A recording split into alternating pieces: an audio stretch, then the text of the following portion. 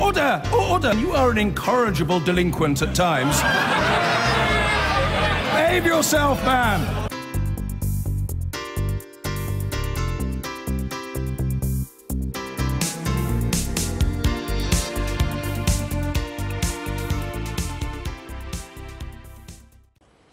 First, though, the LibDem leadership race is turning into something of a stroll for the one candidate who's thrown his hat into the ring.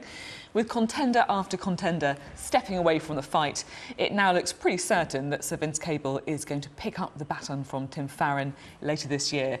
And Sir Vince joins us now in the studio. Hello, good to see you here. Thank you.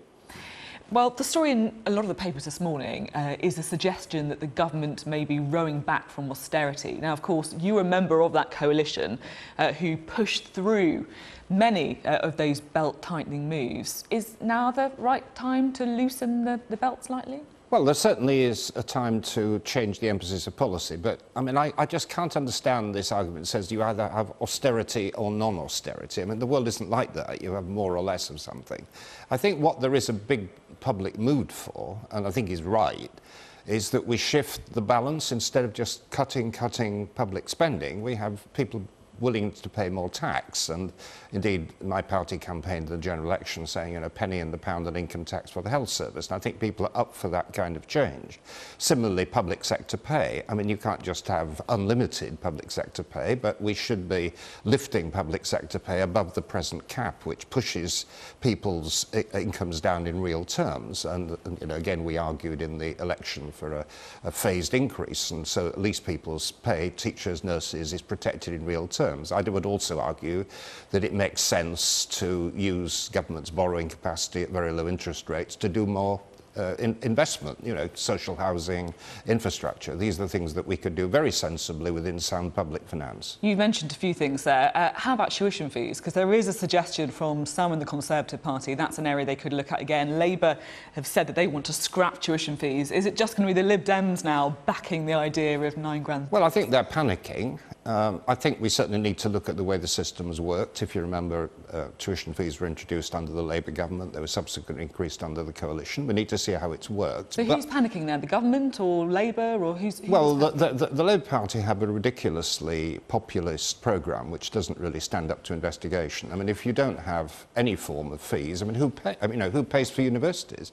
And you know, how do you end this discrimination between the 40% of students who go to university and who would be subsidised, as opposed to the 60% who don't? And that would be highly inequitable. They're winning a lot of votes, though, aren't they? It is, and that's why I think we really need to look at it. But if we got more money for education, and I'd love to have more public money for education, the real pressure point at the moment is in the schools. I mean, the schools are horribly underfunded. We're getting teacher assistants being laid off. I mean, that's where the real priority is at the moment. Yes, by all means, let's look at universities, but universities are about the only bit of the publicly financed sector of the economy which are flourishing. And, you know, for goodness sake, with some cheap populist gesture, killing that off would be a very dangerous and stupid thing to do. OK, strong words there from you, Sir Vince, on that. Now, let's assume that you are going to be the next Lib Dem leader. Well, you are the only candidate at the moment, before we get too excited about it.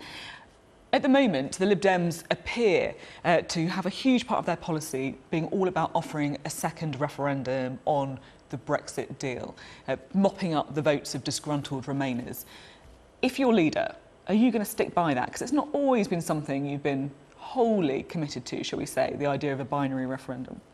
Yes, I am committed to it. I mean, I'm not assuming I'll be the leader. We have a proper process. Somebody else may come up, and I respect that. But as you say, no one else is competing. I mean, I think where we're distinct in the Lib Dems, and we're actually in a very strong position politically, is that we're the only party at the moment which is campaigning against this very, very damaging, extreme, hard exit Brexit option, which the government is pursuing, with the support of Jeremy Corbyn. I mean, that was revealed very clearly in Parliament this week. And we will campaign very, very strongly, together with some dissident MPs from the Labour Party and the Tory Party and others, to keep us within the single market, to keep us within the customs union, avoid this kind of obsession. You know, the government have this obsession that the European Court of Justice shouldn't be involved. But, you know, the practical consequence of this is that very good arrangements, you know, Euratom, that does excellent research, based in the UK, around things like cancer research. This could be destroyed because of this obsession with some red lines which have been dreamt up by the militant tendency in the Conservative Party. This is very damaging. I want to pin you down a bit on what your policy is on Brexit, because you've said that you want to try and remain in the single market. You've also previously said about free movement of people having to be changed or coming to an end. I mean, that sounds a little bit like Boris Johnson might say, have cake, eat cake policy over the EU, doesn't it? Well, I do believe in the principle of the free movement of labour and indeed the four principles of the single market. But actually, if you look at the way the European Union works, other member countries have some degree of restraint on movement. I mean, very small let me just give an example which I dealt with when I was in government. The Germans say you cannot just freely go into Germany unless you have a German professional qualification, which is why we don't have free trade in services. And it's that kind of practical, pragmatic step, working within the European Union, working within the single market, respecting the principles. That's the kind of outcome we should be looking at, instead of this sort of grandstanding that the British government has adopted, that you're either completely 100% in or you have to leave the whole thing. And that's what's causing this enormous, disastrous move into this hard Brexit that's doing so much damage. You see, I'm still a little bit confused by this. Let's have a little look now at something that you said a week after the referendum, which is there should be some control over migration from the EU. This will, however, make it difficult to retain single market status. So if you accepted that then, what's changed? I don't understand. It is difficult, but they can be reconciled. And I've just You've just said it will be difficult to retain single market status. Well, I think actually, when you reflect on it, and I've reflected on it, it is perfectly possible to reconcile these things, because other member states do that. So you've changed your mind since then? Well, that was put in a rather stark terms. I think it is absolutely possible to remain within the single market, to respect the principle of freedom of movement, but to have some degree of management of migration. Other countries do it, we should do it. And you're not just playing to your LibDem audience here. No, I'm not.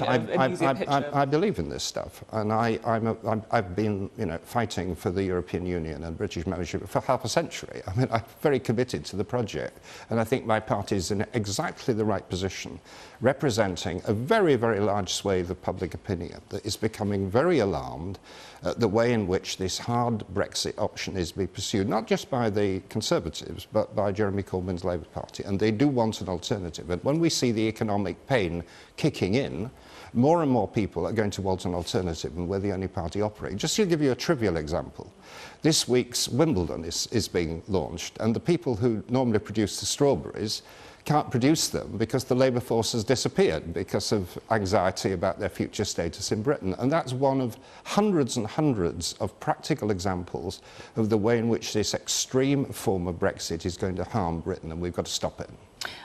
I'm interested to know your thoughts on your predecessor, Tim Farron, who, of course, led the Lib Dems through a difficult election campaign. He came under a lot of scrutiny for some of his views on things such as gay sex, abortion, and so on. That's why he resigned, according to his statement. Now, let's just have a look at what one of your former senior MPs, David Laws, said about Tim Farron, which was, "As a gay man, I do not wish to be tolerated. I wish to be respected for who I am." If that's one of your own former MPs saying that, how much damage do you think Tim Farron's comments did to the election campaign of the Lib Dems? Well, David Laws was a very close colleague of mine. I have enormous respect for him, and I think he said exactly the right thing.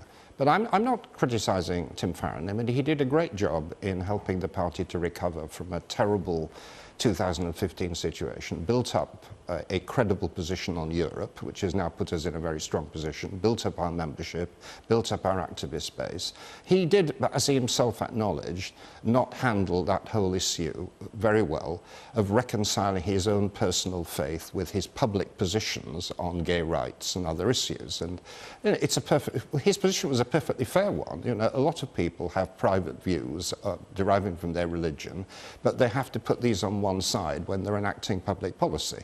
And he acknowledged that he hadn't got that right, and that's, you know, why he stood down. But I very much respect him. He did a terrific job for the party, and I respect his personal faith. I mean, I'm not suggesting for a moment he should give that up. Okay. So Vince Cable, thank you very much for Thank coming you. on the show this morning. Thank you.